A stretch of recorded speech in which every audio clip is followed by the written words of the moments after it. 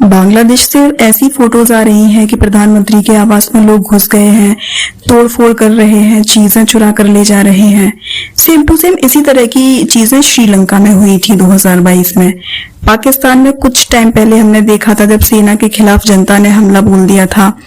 बांग्लादेश की प्रधानमंत्री शेख हसीना ने 5 अगस्त को अपना रेजिग्नेशन साइन करके बांग्लादेश छोड़ दिया था और भारत में शरण ली। प्रोटेस्टर्स ने शेख मुजीबुर रहमान की प्रतिमा तोड़ दी थी, जिनको कि फादर ऑफ द बांग्लादेश कहा जाता है। बांग्लादेश के जो चीफ जस्टिस हैं उनके घर पर अटैक किया गया।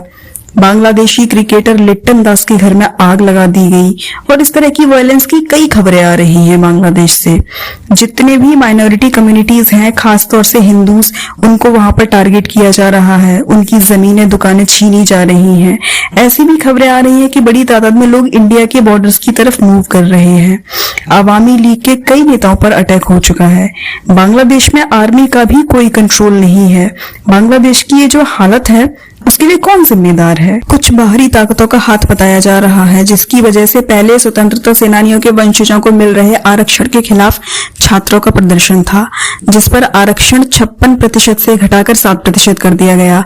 फिर भी प्रदर्शन जारी रहा और हिंसक होता गया। अमेरिका का नाम यहाँ पर इस तरीके से जोड़ा जा रहा है। जनवरी में इलेक्शंस में जीतने के बाद, सरकार बनाने के बाद, शेख हसीना ने प्रेस कॉन्फ्रेंस के जरिए कहा था कि एक व्हाइट मैन ने हसीना को अप्रोच करते हुए कहा कि हमें बांग्लादेश के अंदर एक मिलिट्री बेस या एयर बेस बनाने दीजिए और हम आपकी सरकार बनाने में मदद करेंगे और इंटरनेशनल सपोर्ट भी देंगे। यहाँ पे ये बात समझने वाली है कि जब जनवरी में इलेक्शन हुए थे, वहां की एक बड़ी पार्टी है बांग्लादेशी नेशनलिस्ट पार्टी, उसने इलेक्शन बायकॉट कर दिया था। खालिदा जिया, जो कि हसीना की कॉम्पिटिटर थी, उन्होंने इलेक्शन नहीं लड़ा था। पूछने पर शेख हसीना ने कहा था कि किसी को चुनाव लड़ने से रोका नहीं गया।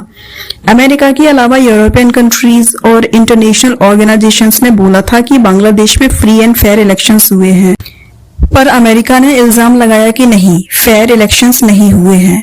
शेख हसीना ने एक पार्टी को इलेक्शन नहीं लड़ने दिया और नेताओं को जेल में डाल दिया। बेसिकली अमेरिका एक ईस्ट टिमोर जैसी कंट्री बनाना चाहता है। ईस्ट टिमोर एक छोटी सी कंट्री है इंडोनेशिया के नीचे। ये टिमोर आइलैंड है, इसमें 2-3 आइलैंड जुड़ते हैं। वेस्ट वाला हिस्सा इंडोनेशिया ने कब्जा कर लिया था और ऐसा करवाने में भी अमेरिका का हाथ था।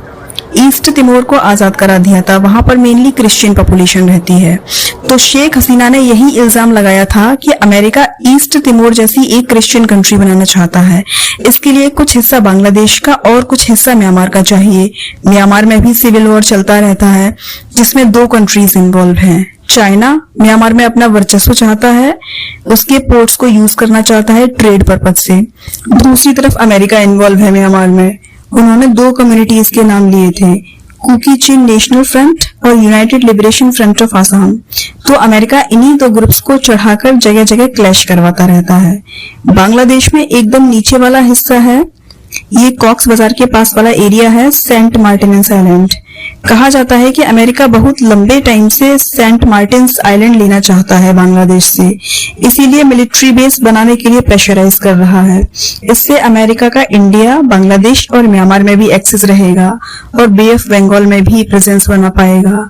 चाइना का इंडो पैसिफिक रीजन में बढ़ते इन्फ्लुएंस को भी चेक कर पाएगा।